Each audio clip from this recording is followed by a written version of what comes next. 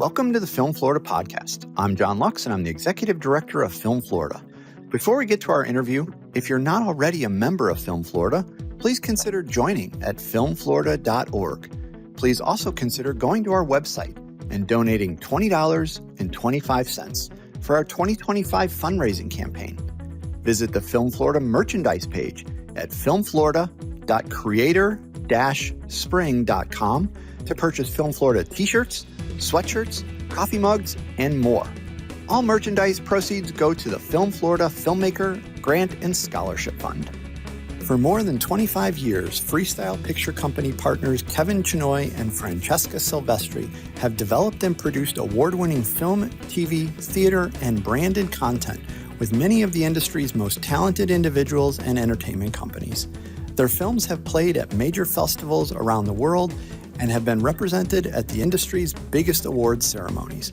Prior to Freestyle, Francesca was at Moxie Pictures from 2000 to 2006, where she launched and led their film and TV group, with a specific effort to develop relationships in the feature film and TV industries. Kevin's previous film company, Cineblast, was listed in the Hollywood Reporter shortlist of top New York production companies each year of its existence until its sale at the end of 2000.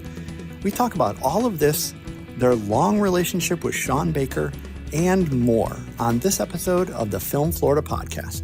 Here's my conversation with Kevin Chinoy and Francesca Silvestri from Freestyle Picture Company. Welcome to the Film Florida podcast, Kevin and Francesca. Thank you. Thank you for having us. So let's start with the origin story. Where did each of you come from? Francesca, you start.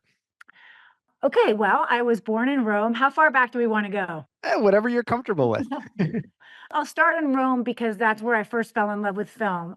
My dad was kind of the American doctor in Rome, and he became the doctor for all of the big film insurance companies. And so he's the one that first took me on sets when we'd have to go and he'd have to visit directors and actors and anybody that was being insured. So I got the bug very early on. And then from there, I grew up between Miami and Rome. And I ended up going to USC and then moved to Rome, went to school in Rome, started making movies, and then ended up at Moxie Pictures and kind of launched their film initiative. And then Kevin and I met and we started working together. And then we started Freestyle, which brings us to today. There you go. Well, we could just finish the podcast right there. You gave us everything. Kevin, how about you? Where did you get your start in the world? So my love of film really, I think initially came through my father, who was a huge cinephile, film nut. We used to watch movies a ton growing up, and he would take us to all kinds of movies in the theater. I remember seeing the Blues Brothers at a time that was wholly inappropriate for me to see it in the theater, but he still brought me to go see it. My background was more business at first. I have two younger brothers, both of whom ended up going to NYU Film School for undergraduate, but I went to University of North Carolina, was focused on business initially, always kind of loved film, but didn't really think about it as an opportunity for a career. I worked for 5 years as a management consultant out of college and ultimately went to business school. But during that time, I kept exploring writing, directing, filmmaking just for fun. But then when I went to business school, I started to explore the idea of doing something in media and entertainment and did some traditional kind of business internships. But the summer in between my 2 years of business school, I went and worked at Miramax back in the heyday. This was in 96. And I worked for the head of production at Miramax and did glorious things like running to get coffee and ordering lunch. But I did get to watch dailies from the movies that they were working on and create the tapes for the executives, including for Harvey and Bob, which was pretty fun. And so coming out of business school, I kind of had a bug, and I did go back to consulting, but only part-time. And I used the extra time to do creative things. I ended up helping to raise money on a movie, insisted that I would help to raise money, but that I had to have a job on set. So I worked as a swing grip electric for free. And afterward, the person who produced the movie, this great guy, Gil Holland. So Gil Holland asked me to join him with the film company Cineblast. And for 4 years in the second half of the 90s, I produced movies through that company in New York. Now, you mentioned that Freestyle Pictures, which is where you guys are right now in your company. Talk a little bit about how that came to be and the partnership that you've two formed. Well, we met, I was working at Moxie, which was primarily a commercial company.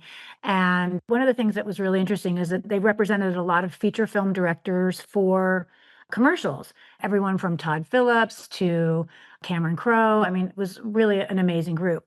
And they did have an interest in starting kind of a branded film and television division. And so I was lucky enough to be brought in and kind of start this part of the company for them. I had in my office closet developed a film called A View from the Top, which I ultimately sold to Miramax, and then Gwyneth Paltrow signed on, and they made the film. And so I got to meet Meryl Poster, who was the second command at Miramax, and I was driving a pass van at the time, and she said, "Wait a second, why are you driving this pass van?" I said, I have to figure out a way to make some money. I'm trying to become a producer. And she said, "I want you to meet my husband. I think you guys could do some great things." And so that's kind of the origin of that. And then when I was there, Kevin's brother, who was a very talented filmmaker, came and ended up being represented by Moxie. And then Kevin and I decided to start working on some projects together. And I guess what was our first project, Glamour? Well, the first project was a 24-hour Oh, play. right. You can speak to that. So we did a project that was a philanthropy effort. A friend of ours had created a concept called the 24-hour plays, which is you get 24 actors, 6 writers, 6 directors, and over the course of 24 hours, they make 6 short plays. Very long story short, we worked together to turn that into kind of a celebrity benefit to great success. Through that, we met people at Condé Nast, specifically our friend Leslie Russo, who was at Details magazine at the time, and then later Glamour magazine. And we started working with them on branded content ideas. And we developed an idea called Glamour Magazine's Real Moments. It was an idea to get women behind the camera. Initially, Glamour had wanted to try to figure out how to connect to kind of big Hollywood names. And it was Francesca who suggested, hey, Glamour's all about empowering women. We don't really have enough female directors. This was 2004, 2005. And so they agreed to work with us to launch a program to support women filmmakers. And we did that 1 year through Moxie, and then eventually decided, this was an opportunity for us to launch our own company. We started Freestyle Picture Company through branded content. That was our initial focus. And we did that project for a number of years. We made 20 short films with a number of really fantastic women, actors, writers, cinematographers in some cases, and made 20 short films over the course of like 6 years. Yeah. Now, while you were with Cineblast, they made the Hollywood Reporter's shortlist of New York production companies, which was obviously a huge thing. How did the enterprise kind of shape your producer instincts going forward? Well, it was interesting working with Gil Holland, who at the time was this ubiquitous indie film producer. He produced a movie called Hurricane Streets. It was the first film to win more than one prize at Sundance back in 1996. And he just was very scrappy. Went to NYU's graduate program and said to the students, hey, if any of you have feature projects, I'd love to look at them to help produce them. And that's how we got Hurricane Streets. And so I loved his approach, very collaborative. It was also a great time in New York City. There was a lot of really kind of up and coming people, the Christine Vachon, James Seamus, the list could go on and on. There were all these, Shooting Gallery, Good Machine, Killer IFC. Films, IFC Films was just our Caroline Kaplan launched IFC Films, which is actually how we ultimately met. Caroline introduced us. So it's just a really kind of collaborative environment, and everybody was supporting one another. And we definitely feel that way. It's a big part of why we feel so strongly about helping other filmmakers, helping producers, helping directors, helping new writers. It's a big part of what we do. And Gil was a big part of that, watching him navigate that. And now, Francesca, besides the relationships, which obviously just in talking you can tell were probably the most important thing, but what were some of the early takeaways from your time at Moxie that you've kind of kept with you the entire time? I think it was take big swings, don't take no for an answer, and be good to the people that you're working with. And what I mean by all three of those things is that knock on doors, have big ideas, go for it. I think it's something that the business rewards, but at the same time, they love to say no all the time. And don't let that get you down. Just keep going. Just keep going. People love a moving train. If you get one element, it's just one step closer to getting the next element. But I think those are the big takeaways I got from Moxie. Yeah. Now, you all have a relationship going back a long time with Sean Baker. And so you guys were involved with the Florida Project. So talk a little bit about your relationship with Sean as well as how the Florida Project kind of came to your lap. Sure. So I first met Sean when he was a 19-year-old college student who happened to be a roommate of my brother's at NYU Film School. So I've known Sean a tremendously long time. He's like a little brother. And he was always so dedicated to the craft of film, which is so evident today, but was also so evident back then. And we got a chance to work together initially on a project that he was doing with my brother and another one of their college friends called Junk Tape, which was basically back in the 90s in New York. You could get a time slot on public access television just by asking for it. And they took old recorders, what were the tapes back then? Betacam, maybe? And went out into the East Village with this rabbit puppet, Greg the Bunny, and would go around and interview people. And it was incredible. I mean, I still like if I think Sean actually has some of those old tapes. They're pretty amazing, the stuff that they put on public access.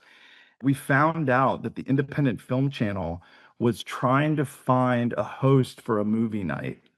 So we put together a tape of Greg the Bunny, the rabbit puppet, begging the IFC for an opportunity to be considered so that he could get off of public access and working with these amateur guys from college. And they loved it. And we ended up actually doing a series. We did like 2 seasons of hosting a movie night where we did parodies of films, 2001 Space Odyssey, Pulp Fiction, all with puppets. I remember the budget was 5,000 an episode. My brother Sean and his buddy each got 1,500. I got $500 as a producer fee. And they managed to figure out how to live off of that.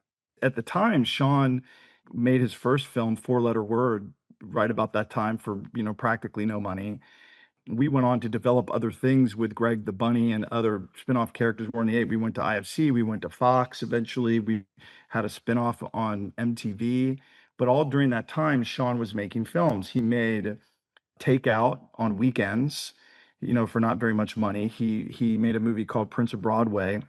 And after Prince of Broadway, we talked about teaming up and helped put together a bigger budget, which at the time was $250,000 for this movie Starlet, which is amazing. I love that film. I suggest if people, if they love the Nora and they like the Florida Project, go back and watch all of Sean's other films. But so we worked together through that process. We produced Starlet. We did a movie called Tangerine Mhm. that was one of the first films shot on the iPhone, premiered at Sundance, and ultimately that led to us doing the Florida Project. I could do a whole podcast just on that relationship at some point. Yeah. Now, Francesca, what was your role on the Florida Project?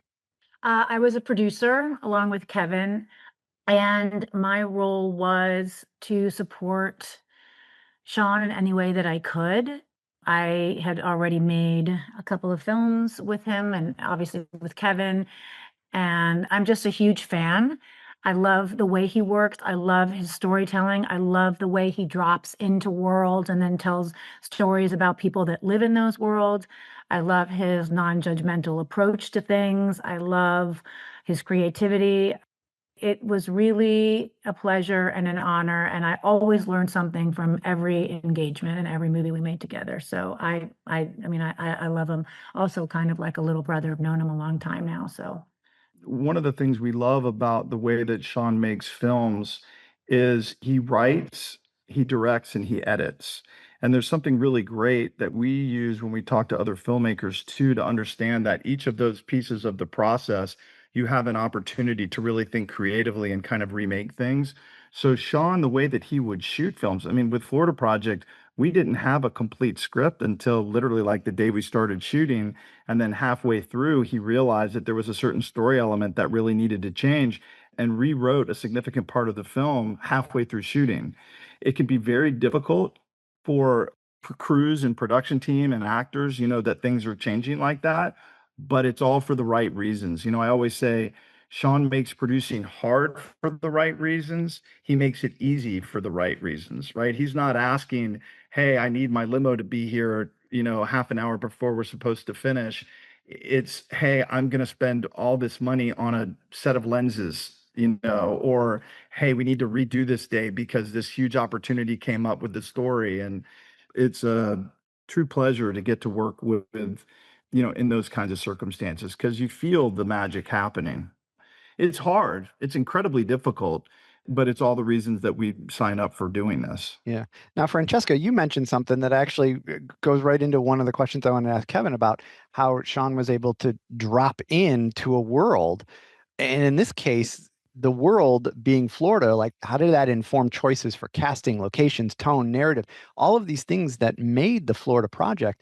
But Sean would really have no way of knowing some of these things. So, Kevin, talk a little bit about how all of those things became a character of the Florida project. So we were very fortunate. There was an organization called Cinereach that gave us a grant so that we had some money to do development in the beginning. And the story came to us. Chris Burgosh, who is Sean's writing partner on the Florida project, had known about this group called the Hidden Homeless. People who were not homeless out on the streets, but they were staying in these motels without permanent address, so they're technically considered homeless, but it's pay by the night hotels essentially. And especially the kids, you're in the shadow of Disney World, and there was this whole ecosystem, right? This whole world that existed.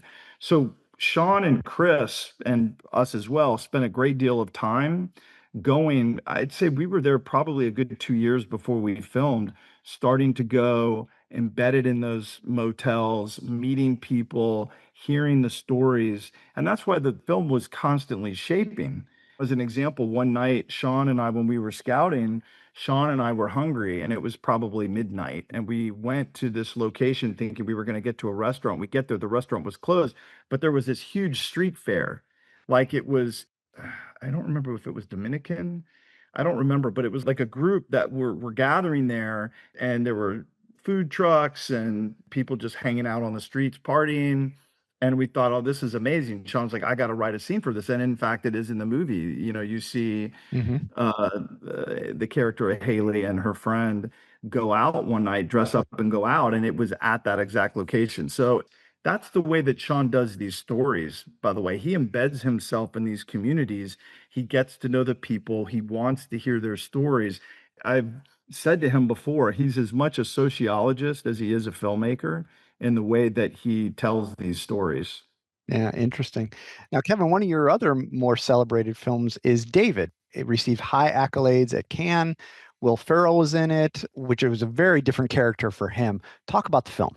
And Fred Schlesinger. Oh, Hessinger. I was just going to Hessinger. I was going to say, so William Jackson Harper is also in that film, and then Fred Hessinger, who at the time we were like, who is this young guy? He's incredible, playing Will's son. And of course, now he's just completely blown up, but at the time he was like, this guy was incredible. So we were working with Zach Woods, the great actor, who had a story that he wrote with his writing partner.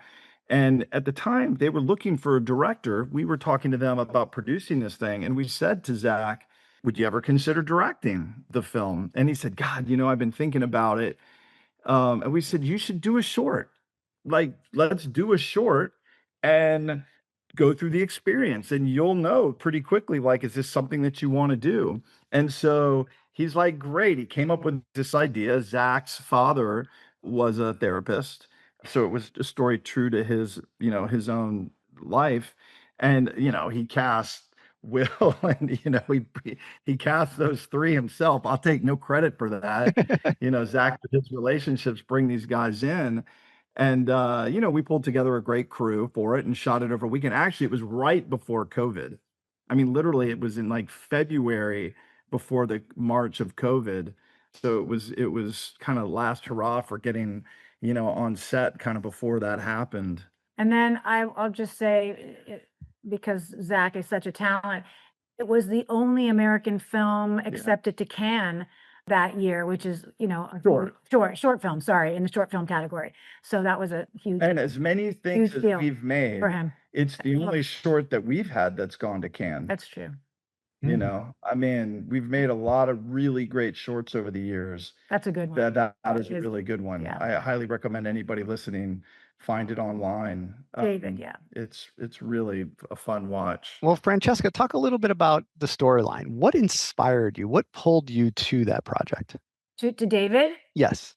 I think, you know, calling back to what Kevin said, Zach, we were talking to Zach about a feature, about working on a feature. And Kevin came up with the idea about him directing. And then Zach decided to write this original short. And I loved it from minute one. It's so funny. I thought it was really well executed. And of course, those are incredible actors. So I think that, you know, just on the page, it was, for me, it was already a home run. And then, of course, Zach did such a wonderful job. I mean, a lot of people say that 80% of directing is casting. And I think that this is a perfect example of that coming together. And then Zach, of course, doing a really lovely job directing it. You know, one thing we talked about with Zach at the time, most directors are usually most comfortable either with the actors or with the camera. It's rare that you find someone who orients themselves to both so well. And Zach really did. I mean, he obviously has a background in acting, so that was a language that came very easy to him. And we expected that, but he really gravitated to the camera part of it too. It was clear by the end of it that it was something that he was not only interested in, but was good at. And he actually went on and made another short that we actually shot during COVID, which was crazy, but we pulled it off, called Bud with Michael Pena, which is also great, you know, and is out there. And I think there's a lot more to come from him. I know anytime we read a script, we always think, oh, could this be something for Zach? Because we just really think he's a talent. Interesting. And he's often doing and a good person. Yes, wonderful, which is a big criteria for us. Yeah. We're excited to see what he continues to do. Well, Kevin, you mentioned the word criteria, and that leads into my next question I wanted to ask. Freestyle works across film, television, theater, branded content, pretty much, you know, across the board. How have you balanced the different various formats, and what criteria do you apply when you're picking a new project to decide what you're going to spend your time and energy on? So there's a couple things. I think for us, when you make something with people, you're kind of getting married to that group, right? You make something and it's for life. And so for us, a big part of it is who are we going to be working with?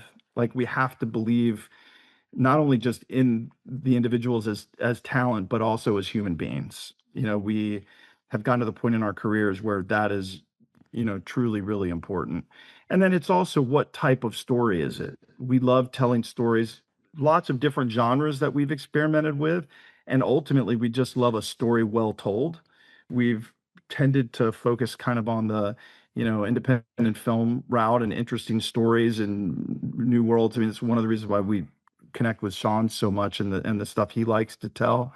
That's interesting for us. But we, you know, we've worked with a lot of different people on a lot of different genres. And even when it comes to branded content, we love the branded content world because we've really learned how to navigate working with corporations to give them what they need out of a project while also creating the space for creatives to do something really interesting and often in ways that you might not be able to do if it was specifically for the marketplace. Yeah, that makes a lot of sense. We also really like to work with underrepresented storytellers. So we work a lot with women. And also, we really like first and second timers. We did a film called Suncoast with a wonderful, wonderful writer, director, and human being, Laura Chin. It was her first feature. We did it with Searchlight. It's actually based on a true story, her story, set in Florida, but unfortunately we had to go to Charleston to shoot it. And it was a wonderful experience. It was her directing debut, feature debut, and that's a sweet spot for us. We really enjoy working with first and second timers. And also, just on a side note, and I know this is probably something you're working on, we made the Florida project in Florida without an incentive, and then we had to go to Charleston to make Suncoast, a Florida movie, because of the lack of the incentive. And so we are really working hard and trying to do anything that we can to bring more work here and to see if we can do something to get the incentive back. I know Sandy Leiterman, who we adore, has something in Broward, but we would really love for Florida to be really a film hub again. So We were lucky with the Florida project because we actually, when we were initially budgeting for that film, had the Florida incentive. And then it was the summer that it fell out when we made that film. And to his credit, Andrew Duncan, the individual who financed that film and produced it with us, made the difference. yeah. Was willing to kind of carry forward and do it. But I echo what Francesca says, and I know that that's something that is a big focus of Film Florida and that we're very supportive of, is navigating the idea that economic incentives for something like that can reap huge benefits for the state. Yeah, as you mentioned, there's a number of the local incentives right now, which nobody's complaining about those because they're better than not having anything, but it certainly Correct. does not put us on the same level as most other states. And so that ultimately is the goal. And as you mentioned, it's something the organization continues to work towards and work with our legislative champions on both sides of the aisle up in Tallahassee to try and get that done, because it truly is. I mean, we're doing, and you can attest to this, there's really great work being done in Florida, and it is the tip of the iceberg in terms of Yeah. potential. And so there's no telling how strong of an economic driver our industry really could be for the state if given the proper support. So I appreciate you bringing that up and supporting those efforts as well. Francesca, I just wanted to go back to you. Like, besides money, what are some of the biggest challenges in the ever-changing world of independent producing? I think there are a lot of challenges that are also the same challenges that independent producers have always faced. I mean, money, of course, is one, trying to find it. I think that because we really now live in a world where people are looking for remakes and sequels and films that are based on existing IPs, whether it be a book or a comic or whatever it is, it's really hard to support and help birth, I would say, new voices and young filmmakers. So I would say the challenge is trying to really break through, and normally that happens by attaching casts that then will get you a certain kind of financing and then be attractive to buyers. But I would say that's probably our challenge right now, Yeah. is championing new voices at a time when it's hard to do. Yeah, I mean, look, it's a great time as consumers of content. There's lots of interesting things being done, and there's a lot of interesting ways to get access to films. I mean, we love seeing things in the theater, and that has been kind of an economic leader for the investment of film. And so the movement away from theatrical as being kind of front and center important has made it harder. As Francesca said, without falling too far down the hole talking about the economics of, independent film, but part of what's happened is that the potential market for filmmakers at the beginning of their career has just gotten harder to navigate. And so as an investment, it becomes harder to get those things done. And so it's we have these conversations with filmmakers that we work with that you have to be scrappy. And it's a risk for actors of note to jump into a film with somebody that they don't know. So oftentimes it's us trying to be the voice to say, we'll protect and make sure that this is something worthy to be a part of. But that has gotten still harder and harder over time. So a lot of times look, when I look at Sean, we go back to Sean Baker, a true success story, right?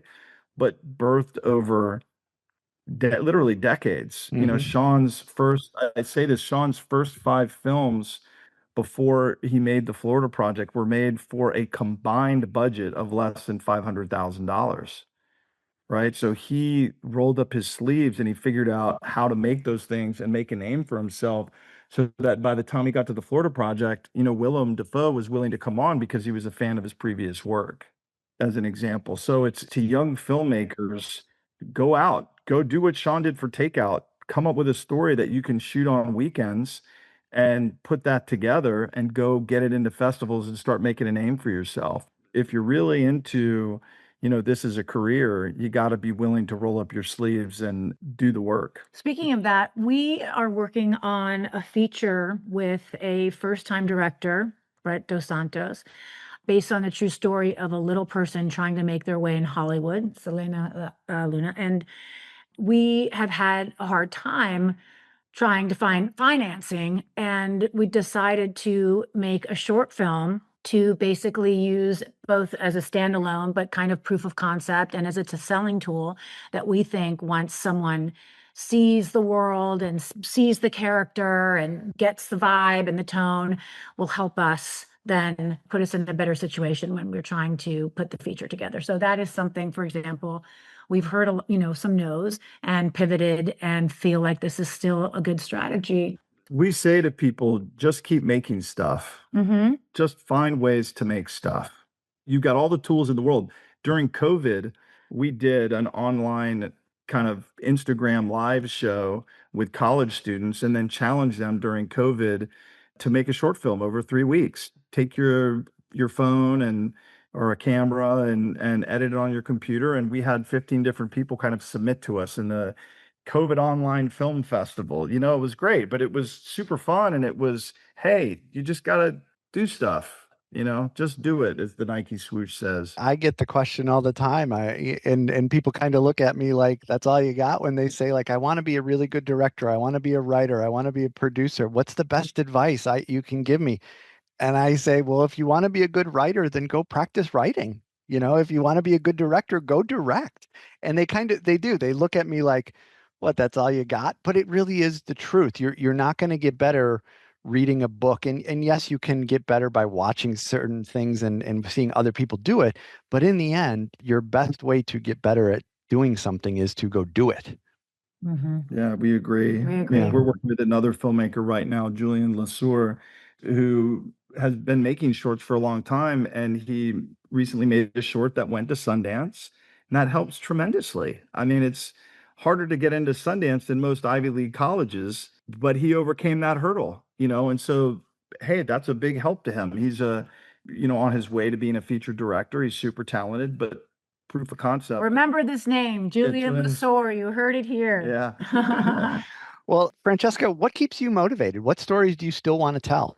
Oh, there's so many. What keeps me motivated? Definitely what keeps me motivated, exciting stories. I'd really love something that I haven't done, I think, is make a romantic comedy. I think that would be really fun. I think a romantic comedy or just a straight up kind of old school comedy, I think, is something I'm really yearning to find and do and make. And so that's something that I'm looking for and is keeping me motivated to try to find and make. Kevin, how about you? I'll say at a time when it's never been more important to keep talking about the world and what's going on in it, it's just supporting new voices. For me, I know this is true for Francesca too. It's just a very difficult time for new filmmakers, and so for us to keep pushing the envelope to find ways to champion that is important. I like to look at, the fact that Tangerine was kind of the first, let's call it film of significance. It's the first film I know of, but that shot on the iPhone. There were interesting challenges to it, but also some interesting freedoms to it. And as technology continues to evolve, there's just still so many opportunities for voices to go do things. Our son went to a filmmaker camp this past summer. I'll make a plug for the School of Creative and Performing Arts, SoCAPA in New York. Great program, 2 or 3 week programs for high school students. I wonder if they do for college too, but I know it was our son did it. He was going into his junior year of high school, and they made 2 short films over 2 weeks, shot it, edited it, then played it for their audience. I mean, it's possible. Like you could just go out and do stuff. So, for me, it's just to continue to try to champion the next generation. I think that with the passing of Robert Redford, it's really coming into focus. Everything that he did, of course, and the idea that it's really important to support and champion new voices and all kinds of different voices. So Yeah. Amen. Think about that a lot now. Yeah. Where can people learn more about each of you as well as Freestyle Picture Company? So it's funny, we were talking earlier about, social media presence. I mean, we don't have a huge social media presence. It hasn't been as much a focus for us. I would say, right now you can see two of our films out on Hulu, Suncoast, starring Nico Parker, who's an excellent young actress who just starred in How to Train Your Dragon, and also Woody Harrelson and Laura Linney, which is the film that Francesca mentioned that Laura Chin wrote and directed. And then What You Wish For, which is a film by Nicholas Tomnay, a great, talented writer, director, editor, who's on the rise as well. So those two movies are out on Hulu right now. Yeah, but we have a website, freestyle-la.com. People can always go there for information. Excellent. Excellent. Well, I want to thank both of you for your commitment to the industry, your loyalty to Florida, of course, your continued support for Film Florida, and we really appreciate you being on the Film Florida podcast. Thank you. We really appreciate everything that you're doing. So thank you. Amen. Ditto. And anytime that we can be of help in trying to raise the profile of filmmaking in Florida, we would be thrilled And to if do you so. need us to come to Tallahassee, give us a call. We will come. We will do that. We will do that. Okay. Thanks for listening to the Film Florida podcast. For more information about Film Florida, go to filmflorida.org and like or follow our social media pages. If you're not already a member of Film Florida, please consider joining at filmflorida.org. Please also consider going to our website and donating $20.25 for our 2025 fundraising campaign. Check out the Film Florida merchandise at filmflorida.creator-spring.com, and please remember to subscribe, rate, and review the podcast.